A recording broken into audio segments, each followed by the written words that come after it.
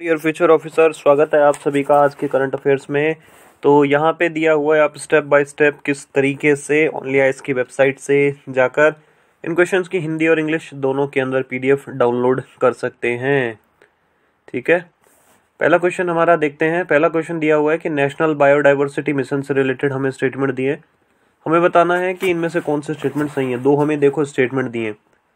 पहला स्टेटमेंट दिया है कि ये जो नेशनल बायोडाइवर्सिटी मिशन है, ये प्रधानमंत्री की जो साइंस एंड टेक्नोलॉजी वाली जो काउंसिल है ना, उसके अंदर इस मिशन को आइडेंटिफाई किया गया है।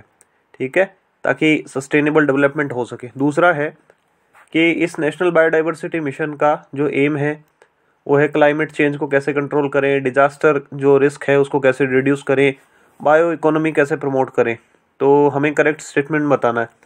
देखो, ये बायोडाइवर्सिटी जो मिशन है इसमें कुछ समझने वाला नहीं है, इसको तो अपने को याद ही करना पड़ेगा। पहला स्टेटमेंट बिल्कुल यहाँ पे सही है। प्रधानमंत्री जी की जो साइंस एंड टेक्नोलॉजी वाली जो काउंसिल है उसने इस मिशन को आइडेंटिफाई किया है। ठीक है, और इसका जो एम है वो एम ये है कि हमारे देश में कितनी बायोडाइवर्सिटी है। ठीक है, कहाँ कहाँ पे ज़्यादा बायोडाइवर्सिटी है, कहाँ पे कम है, उस तरीके से हमें मैप करना है सारा का सारा, कहाँ पे कौन से जीव जंतु पाए जाते हैं, कहाँ कौन से पौधे पाए जाते हैं, इस तरीके से। ठीक है, तो ये हमारे दोनों स्टेटमेंट सही हो गए हैं। तो बोथ ए एंड बी यहाँ पे सही है। ठीक है, तो आप यहाँ से जो है कंप्लीट एक्सप्लेनेशन देख सकते हैं। क्वेश्चन नंबर 2 देखिए। क्वेश्चन नंबर 2 में दिया हुआ है एम आई क्रेस्ट। ठीक है, ये एम जो है वो अटल इनोवेशन मिशन से रिलेटेड है। अटल इनोवेशन मिशन फिर आई क्रेस्ट, ये आई क्रेस्ट की फुल फॉर्म होती है। हालांकि यहाँ पे हमने शॉर्ट फॉर्म में ही दिया हुआ है और पॉपुलर जो है इसका यही था, एम आई क्रेस्ट। अगर आप इसकी एक्सप्लेनेशन करेंगे, मतलब इसको एक्सपांड करेंगे इसको, तो आप इजीली इस क्वेश्चन को कर सकते हैं। देखिए, एम आई क्रेस्ट के बारे में दिया है। पहला इसमें बोला है कि ministry of health and family welfare ने इसको शुरू किया है। दूसरा बोला है कि हमारे देश के अंदर जो आजकल स्टार्टअप वाला सिस्टम आ रहा है या इंक्यूबेटर का जो इकोसिस्टम हो रहा है उसको प्रमोट करना है। तीसरा इसमें बोला है कि कोई टॉप 10 स्टार्टअप्स होंगी ना, उनको फंडिंग मिलेगी। अब हमें बताना है इनमें से कौन सा सही होगा। देखो, ये एम आई क्रेस्ट क्या है? अटल इनोवेशन मिशन को कौन चलाता है? नीति आयोग चलाता है।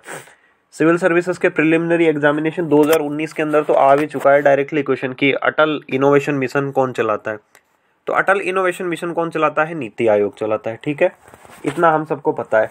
अब उसके बाद में क्या है कि अटल इनोवेशन मिशन में नीति आयोग हो गया और उसके बाद बिल और मेलिंडा गेट्स फाउंडेशन जो है वो शामिल हो गए और एक वाधवानी फाउंडेशन है, वो लोग शामिल हो गए। अब ये 3 लोग शामिल हो गए, उन्होंने ये एम आई क्रेस्ट बनाया है। ठीक बात।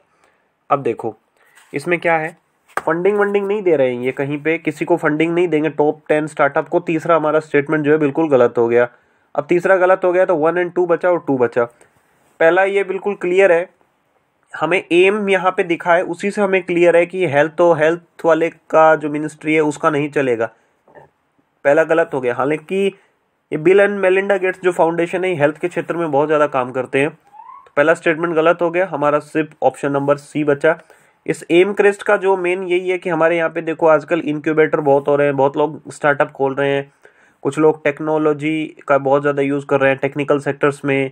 तो उनको कैसे प्रमोट करें, कैसे उनको मतलब हैंड होल्डिंग सपोर्ट दें, उस तरीके से। ठीक है, तो यहाँ पे ये एम क्रेस्ट है, आप इसको देख सकते हैं। क्वेश्चन नंबर 3 देखते हैं। अगेन ये इन्वायरमेंट से रिलेटेड है। इसमें दिया हुआ है ग्लोबल टाइगर फोरम से रिलेटेड हमें क्वेश्चन दिया हुआ है। पहला दिया है कि ये नॉन गवर्नमेंटल ऑर्गेनाइजेशन है, 1993 में एस्टेब्लिश होती है और इसका मेंबर जो है देखो कोई भी बन सकता है, कोई गवर्नमेंट भी बन सकती है, कोई बोले तो प्राइवेट बॉडीज़ भी बन सकती हैं, यूनिवर्सिटीज़ भी बन सकती हैं। ठीक है, दूसरा इसमें बोला है कि ये जो है इसका हेडक्वार्टर जो है ना वो कहाँ पे है, वो स्विट्जरलैंड के अंदर है, जिनेवा स्विट्जरलैंड। अब हमें बताना है कि इनकरेक्ट कौन सा है। देखो, कभी भी क्वेश्चन आए ना तो हमें ये ध्यान रखना है कि हमसे पूछा क्या है, क्या हमसे करेक्ट पूछा है कि क्या हमसे इनकरेक्ट पूछा है, ये चीज़ हमें हमेशा ध्यान रखनी है। देखो, ग्लोबल टाइगर फोरम है, अब इसके अंदर 1993 में एस्टेब्लिश होता है, ये बात सही है, लेकिन इसमें क्या है कि मेंबर जो कंट्रीज़ हैं वो ही इसमें हिस्सा ले सकती हैं। ये प्राइवेट बॉडीज, यूनिवर्सिटी, ये सब इसमें हिस्सा नहीं लेती हैं। पहला स्टेटमेंट हमारा गलत हो गया। दूसरा स्टेटमेंट जो है वो भी हमारा गलत है। इसका जो हेडक्वार्टर है ना वो कहाँ पे है, नई दिल्ली के अंदर। इस तरीके से हमारे ये दोनों के दोनों स्टेटमेंट जो है ना वो गलत हो जाते हैं, ठीक है। तो यहाँ पे ये हमारी डिटेल्ड एक्सप्लेनेशन है। ये देखो दुनिया भर में टाइगर के प्रोटेक्शन की बात करते हैं कि भाई हमको बाघ को बचाना है, बाघ को बचाना है। बाघ को बचाने के लिए एकमात्र यही एक ऑर्गेनाइजेशन है, ये GTF, जो दुनिया भर के अंदर काम कर रही है। दुनिया भर में जितनी मेंबर कंट्रीज हैं उनको ये बोलती है कि भाई आओ और आके बात करो, डिस्कस करो, प्लान बनाओ कैसे हम टाइगर को बचा सकते हैं। और इसका हेडक्वार्टर दिल्ली में, जिनेवा वगैरह में नहीं है, ठीक है। क्वेश्चन नंबर 4 देखते हैं। क्वेश्चन नंबर जो है 4 वो दिया हुआ है, नासा ने हाल ही में मार्स यानी कि मंगल ग्रह पे जो मिशन लॉन्च किया है, ये परसिवरेंस, ठीक है, इसके बारे में दिया है। आपने 2-3 दिन पहले ये न्यूज़ में देखा होगा कि नासा ने ये जो मार्स पे यानी कि मंगल पे मिशन भेजा है, उसमें जो रोवर है, रोवर ने पिक्चर क्लिक करके सेंड की है। मतलब वो रोवर की जो छाया है, रोवर की जो शेडो है, उसकी इमेज है। तो ये मार्स पे ना बहुत सारे लोग भेज रहे हैं आजकल, ठीक है। तो नासा ने भेजा है, इसमें हमें 4 स्टेटमेंट दिए हैं इस मिशन से रिलेटेड। पहला क्या है, पहला इन्होंने बोला है कि ये जो परसेवरेंस जो मिशन है नासा का, ये वहाँ पे जाएगा और एक स्पेशल वहाँ पे लैंडिंग साइट है। मतलब लैंडिंग साइट मतलब जहाँ पे भी ये पहुँचेगा वहाँ पे एक स्पेशल साइट, एक जगह को जाके एक्सप्लोर करेगा, ठीक है। दूसरा दिया है कि ये मंगल ग्रह पे जाएगा और वहाँ पे जाके देखेगा कि भाई ज़िंदगी के कुछ निशान हैं कि नहीं, पहले कोई जीव जंतु, कोई बैक्टीरिया ऐसा कुछ था जो यहाँ पे जिंदा था। तीसरा स्टेटमेंट क्या है, वहाँ पे जाके ये मिट्टी उठाएगा, रॉक वगैरह इनका सैंपल लेगा, ताकि मान लीजिए कि फ्यूचर में कोई नासा का मिशन अगर दोबारा मंगल पे जाए तो वो कलेक्ट करके रिटर्न होके धरती पे आ जाए, ठीक है। चौथा जो दिया है कि ये टेक्नोलॉजी को डेमोन्स्ट्रेट करेगा कि भाई फ्यूचर के अंदर मंगल पे रोबोट जाके एक्सप्लोर कर सकते हैं, ह्यूमन जाके एक्सप्लोर कर सकते हैं। तो देखो ये चारों के चारों स्टेटमेंट ही हमारे सही हैं, ठीक है। और ये हमें सारे के सारे हमें याद रखने पड़ेंगे, इनका कोई इलाज नहीं, हमें याद ही करना होगा, ठीक है।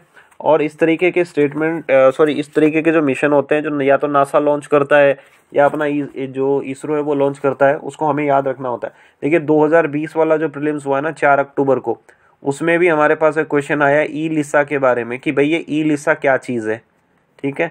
तो हमें ये पता होना चाहिए ना कि परसेवरेंस मिशन क्या है, इसका एम क्या है। तो यहाँ से आप डिटेल्ड एक्सप्लेनेशन देख सकते हैं। और डायग्रामेटिक फॉर्म में अगर आप देखें तो आप यहाँ पे देख सकते हैं कि ये एक स्पेशल वहाँ पे एक जगह है जेज़ेरो क्रेटर, वहाँ पे जाएगा, उसको एक्सप्लोर करेगा, 1 साल तक वहाँ रहेगा, वहाँ पे जो मिट्टी है, रॉक्स है, उनके सैंपल लेगा, ठीक है, इस तरीके से। अच्छा, अपना जो प्रज्ञान का पहला मॉक टेस्ट होने वाला है 14 मार्च को होने वाला है, तैयार रहो, हिंदी अंग्रेजी दोनों में रहेगा। dpp.onlyis.in पे जाओ, वहाँ पे अपने आप को रजिस्टर करो।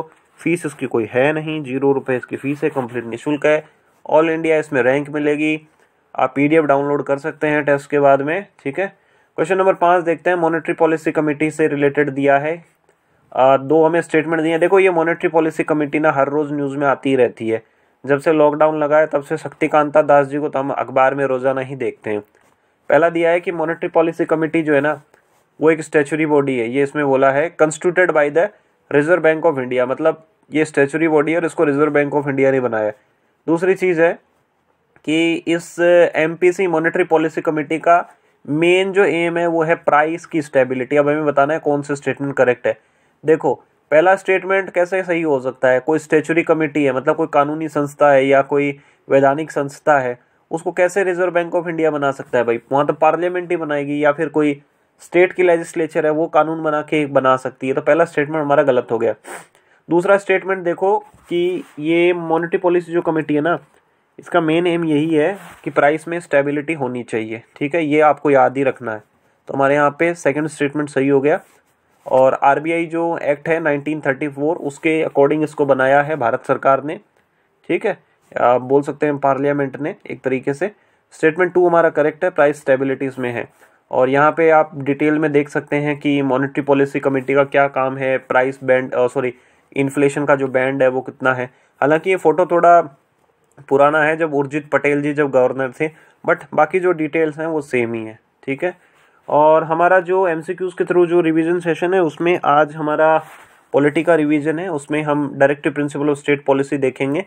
ठीक है, और वीडियो के अंत में होने से पहले आप अपनी परफॉर्मेंस जरूर बताइए कमेंट करके, आज आपका परफॉर्मेंस कैसा रहा। ओनली आई से जुड़े रहने के लिए आप सभी लोगों का बहुत बहुत धन्यवाद।